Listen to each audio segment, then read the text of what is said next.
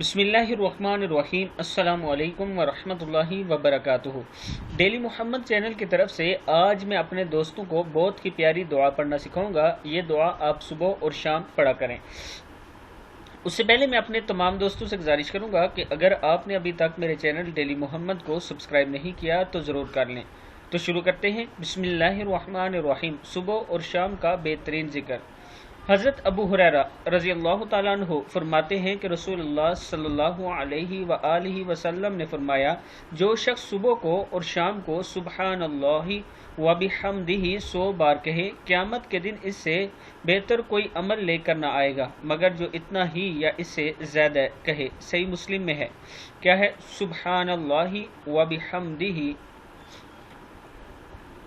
اللہ تعالیٰ اپنی تعریف کے ساتھ پاک ہے۔